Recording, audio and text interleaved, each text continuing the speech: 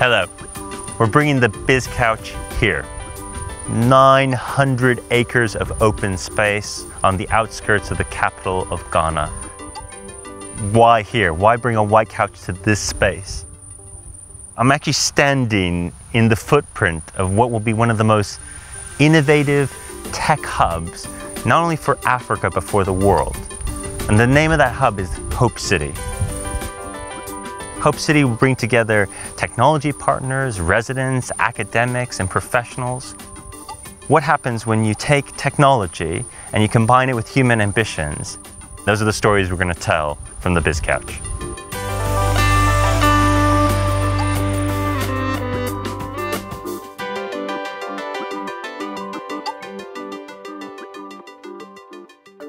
Situated in West Africa, Ghana is a relaxed equatorial country rich in natural resources.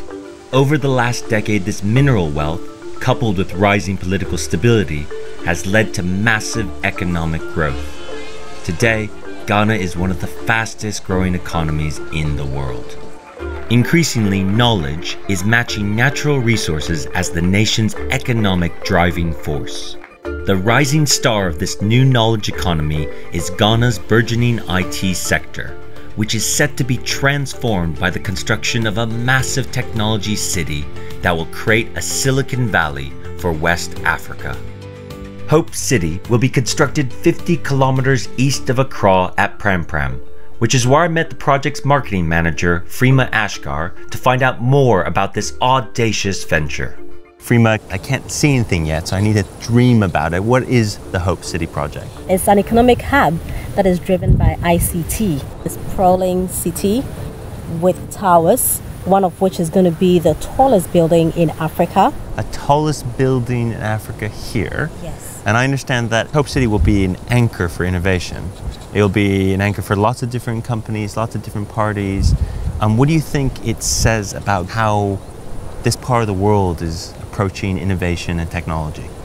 We want to give the platform for those who really want to take technology far, and it is through this that we can drive development in Ghana. If we are giving jobs to 80,000 people, giving accommodation to like 30,000 people, we are solving problems. I believe that this is going to be a Ghanaian project, but it's going to be the pride of Africa. The Hope City project is the brainchild of one of Ghana's most successful entrepreneurs. Raised in a poor village, Roland de Gambare is today's CEO of the pioneering technology brand RLG, and his rags to riches story has captivated the nation. Freema Ashgar talked with him about his desire to rebrand Africa. How important is it to you to give the world a new and positive story about Africa? What kind of stories would you want to tell the world in future? Africa is the future. Why am I saying so? You have all the natural resources, we have all the human resources, and you have everything that it takes to create wealth. Hope City is an opportunity to begin to change the minds of the African. I started mobile phone repairs and assembling in this country 14 years ago. I did this with the hope of changing the mindset of what the African see ICT to be like. I remember the first time I told people that, look, I want to have a mobile brand and to be able to assemble. They laughed at me. Today, the RLG brand is growing widely across Africa and is a main anchor in making sure that Hope City becomes a reality. In the future, where ICT is concerned, what are your expectations for Ghana? Young entrepreneurs need to look at how do you produce wealth for people to benefit from it. When you look at technology that we're using today, the technology was produced from an individual, but it's being used by the society, which is generally accepting an idea of an individual. That is what entrepreneurship is all about. The next generation of Ghanaian entrepreneurs is already being taught to think about the transformative power of technology. I took the couch to Leboni SDA School in Accra to meet ICT teacher Maxwell Addison. How do you go about teaching the children innovation, technology, software, and computers? ICT itself, I see it not as a subject. It must be integrated into all subjects. Technology is the future. whatever profession you want to take in future, you still have to know about ICT. So my responsibility as a teacher is to give them a firm and a strong foundation so that as they progress, they will be able to take their position and in the establishment. Mr. Addison is equipping his pupils to be leaders in technology. I wondered if his 14-year-old shared the same ideas about success in a technology-driven Ghana. Hope City and Ghana are going to need great business leaders. What do you think are the attributes and traits of a great business leader in technology? If you're a leader, you should be fair and you should make people understand how the technologies are going to be used. A leader must not be too bossy and must take the time and make sure that the workers do their work well. Talking there about patience to learn. So one of the most important things about learning here is being inspired. So I'm curious, how are you being inspired in the space of ICT? I couldn't even imagine this modern world without technologies. The teachers, they give us complicated homeworks, and without the internet, we can't research on it. We can take some other books and research, but that research we will get wouldn't be enough. So through the technologies, we had so many things we can research, and it will be faster and easier for us to get what we want. What do you think about Hope City in Ghana? Some Ghanaians graduate from the universities, they join unemployment association since there is no job for them to do. So it will bring employment to the country and the development will be very high in this country. I was impressed that these teenagers were thinking about technology in the context of economic growth. I wanted to find out how university students here are reacting to Ghana's technological development. I took the couch to meet a group of final year information studies students at the university in Accra and asked them why they had chosen to study this subject. I chose information studies because I want to be in the journalism field. I chose information studies because I would love to be a database administrator someday. I would love to manage information, make it easy to retrieve and disseminate. What do you think your parents think about what you're studying and what you're going to do? They're cool if I study information studies, but there's a but. There's a but. There's a but. They like it when if I'm studying information studies, but they don't like the fact that I spend more time with my computer. It's like I'm wasting time. They think you're wasting time. When you take them out for dinner after you're the CEO, they won't complain anymore. That's yeah. What do you think is the biggest change that could possibly happen for technology in Ghana and West Africa to fuel growth? It takes capital because I know of RFG and there's a Hope City coming up, and I think that will actually motivate the Ghanaians, to motivate investors to come into the IT industry to invest more. What do you think is the most important attitude or mindset that you should embrace to seize these opportunities around technology, around innovation? Even though the IT is like more of capital intensive, you have to get a computer, you have to get this and that. When you want to do something, don't let people hold you back. Just try and explore. Someone will help you. Try to have a foresight, know what you want to do in the near future, maybe 2 or 3 years to come. We need to keep abreast with new developments, the new ideas and all that, because if you stay with what you know, then you're left behind. So I say keep abreast with what's going on in order to create your own niche in the world. These students are evidently planning ahead for when they graduate.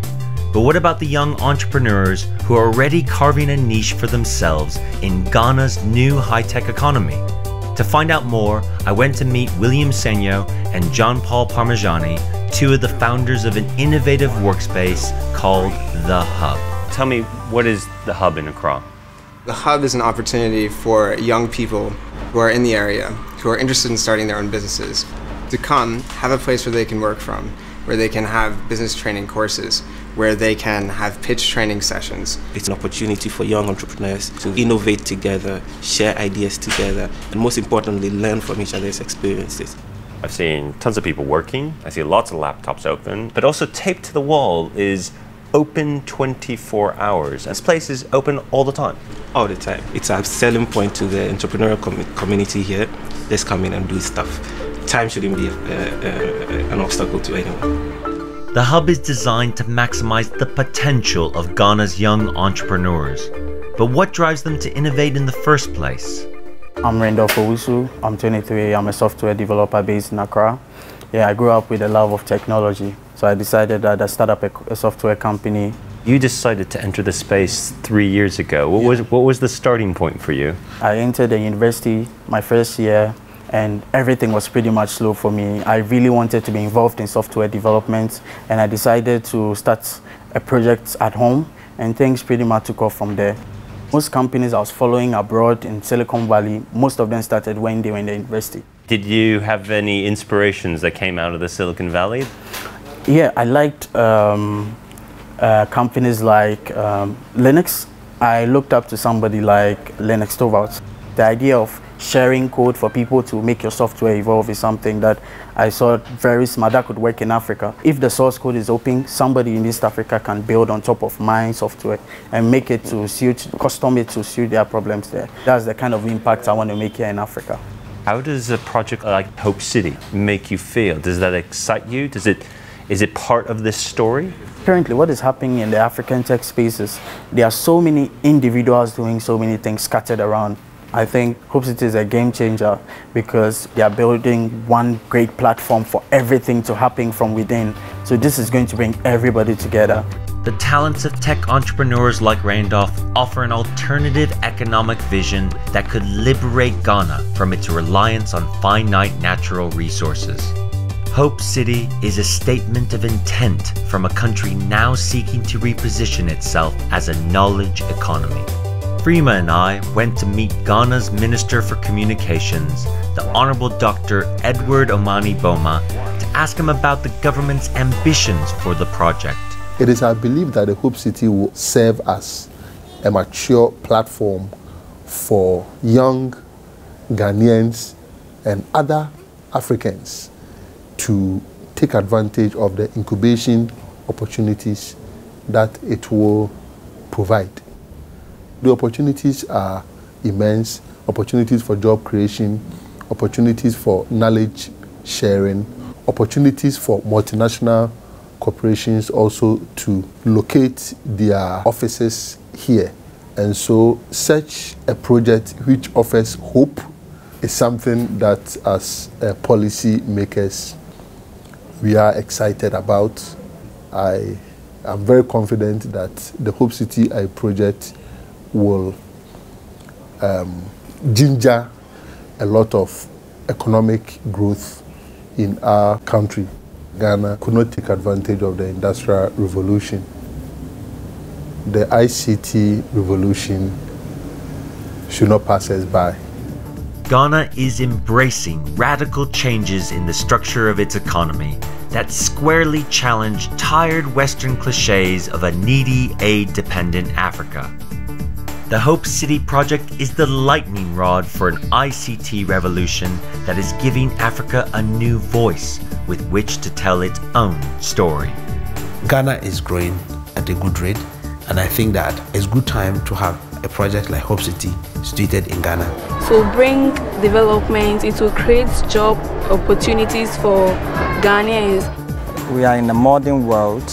A person without the knowledge of ICT won't be able to survive. There's a lot of change going on. Things are being invented, things are being upgraded, things are being updated. So we need to keep abreast with new developments, the new ideas. Learning shouldn't be something you do in school, you do it every day of your life. You learn something new and you should make sure that it's taking you to the bigger goal. Science, technology and innovation is the main driver of our development. The youth of today, we decided let's make things happen. We shouldn't wait for anybody. We really want to make it and be successful in our careers. That is Accra for you. Nobody's waiting for anybody. You have to move ahead.